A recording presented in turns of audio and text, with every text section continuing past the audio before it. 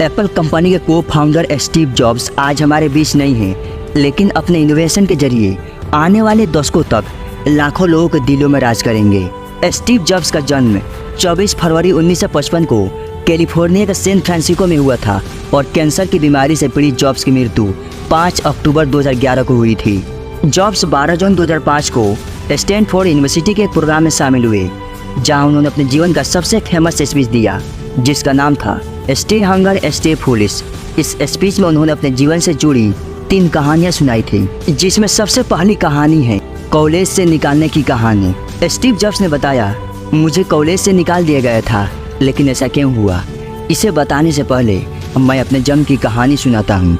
मेरी माँ कॉलेज छात्रा थी और अविवाहित थी। उसने सोचा कि वह मुझे ऐसे दंपति को गोद देगी जो ग्रेजुएट हो। मेरे जन्म से पहले ही तय हो गया था कि मुझे एक वकील और उसकी पत्नी गोद लेंगे, लेकिन उन्हें बेटा नहीं, बेटी चाहिए थी।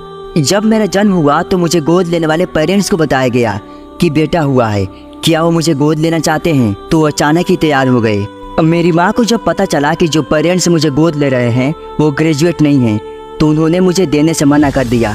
जब मुझे गोद लेने वाले पेरेंट्स ने वादा किया कि वो मुझे कॉलेज भेजेंगे, तो 17 साल की एज में मुझे कॉलेज में एडमिशन मिला। पढ़ाई के दौरान मुझे लगा कि मेरे माता पिता की सारी कमाई मेरी पढ़ाई में ही खर्च हो रही है। मुझे समझ में नहीं आ रहा था कि मैं अपने जीवन में क्या करूँगा। आखिरकार मैंने कॉलेज ड्रॉप करने का फैसला किया और सोचा कि कोई काम करूँगा। उस समय यह डिसीजन शायद सही नहीं था, लेकिन आज जब मैं पीछे देखता हूँ तो मुझे लगता है कि मेरा डिसीजन बिल्कुल सही था। उस समय मेरे पास रहने के लिए कोई कमरा नहीं था, इसलिए मैं अपने दोस्त के कमरे में ही ज़मीन पर सो जाता था। मैं कोक की बोतल बेचता था ताकि जो पैसा मिले उससे खाना खा सकूं। खाने के लिए मैं 7 मील चलकर कृष्ण मंदिर जाता था। रीड कॉलेज कैलीग्राफी के लिए दुनिया भर में मशहूर था। पूरे कैंपस में हाथ से बने हुए बहुत ही खूबसूरत पोस्टर लगे थे। मैंने सोचा कि क्यों न मैं भी कैलीग्राफी की पढ़ाई करूं। मैंने सेरिफ और सैन सेरिफ टाइपफेस सीखे। मैंने इसी टाइपफेस से अलग अलग शब्दों को जोड़कर टाइपोग्राफी तैयार की, जिसमें डॉट्स होते हैं। 10 साल बाद मैंने पहला मैकिंटोश कंप्यूटर डिज़ाइन किया। खूबसूरत टाइपोग्राफी के साथ यह मेरा पहला कंप्यूटर डिज़ाइन था। यदि मैं कॉलेज से नहीं निकाला गया होता तो मैं कैलीग्राफी नहीं सीखी होती। जीवन बदलने वाली दूसरी कहानी। मैं इस मामले में बहुत लकी रहा कि मैंने जीवन में जो करना चाहा मैंने किया। वाजनिएक और मैंने मिलकर गैरेज में एप्पल की शुरुआत की। तब मेरी उम्र 20 साल की थी। हमने खूब मेहनत की और 10 सालों में ही हम बहुत ऊपर पहुंच गए। एक गैरेज में 2 लोगों से शुरू हुई कंपनी 2 बिलियन लोगों तक पहुंच गई और इसमें 4000 एम्प्लॉई काम करने लगे। हमने अपने सबसे बेहतरीन क्रिएशन मैकिंटोश को रिलीज किया। जैसे जैसे कंपनी आगे बढ़ी, हमने एक प्रतिभाशाली व्यक्ति को अपनी कंपनी संभालने के लिए चुना। पहले साल तो कंपनी बहुत अच्छा काम किया, लेकिन भविष्य को लेकर जो मेरा विजन था वो फेल हो गया। मैं जब 30 साल का था तो मुझे ही कंपनी से निकाल दिया गया। मुझे लगा मेरी ही कंपनी से मुझे कैसे निकाला जा सकता है। इसके बाद 5 सालों में मैंने एक नई कंपनी तैयार की, नेक्स्ट नाम से। इसके बाद एक और कंपनी पिक्सर नाम से। पिक्सर ने दुनिया की पहली कंप्यूटर एनिमेटेड फीचर फिल्म बनाई, टॉय स्टोरी, जो दुनिया के बेहतरीन एनिमेशन स्टूडियो माना जाता है। इसके बाद एप्पल ने नेक्स्ट को खरीद लिया और मैं वापस एप्पल पहुंच गया। हमने ऐसी टेक्नोलॉजी बनाई जिसने एप्पल को नया जीवन दिया। मुझे लगता है कि यदि मुझे अपनी कंपनी से नहीं निकाला गया होता तो मैं ये सब नहीं कर पाता।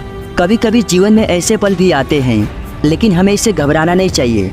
आप अपनी मंजिल पर नज़र रखें और आगे बढ़ते रहें।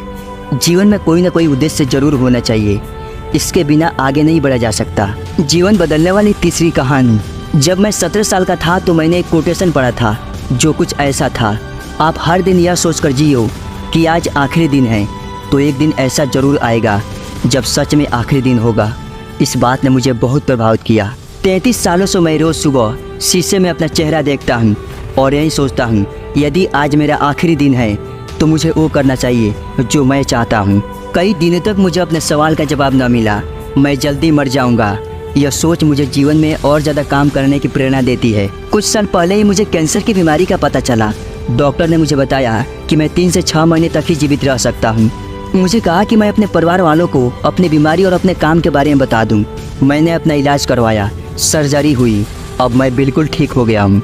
मैंने बहुत ही नज़दीक से मौत को देखा। कोई भी मरना नहीं चाहता, लेकिन मौत एक सच्चाई है जिसका सामना सभी को एक दिन करना है।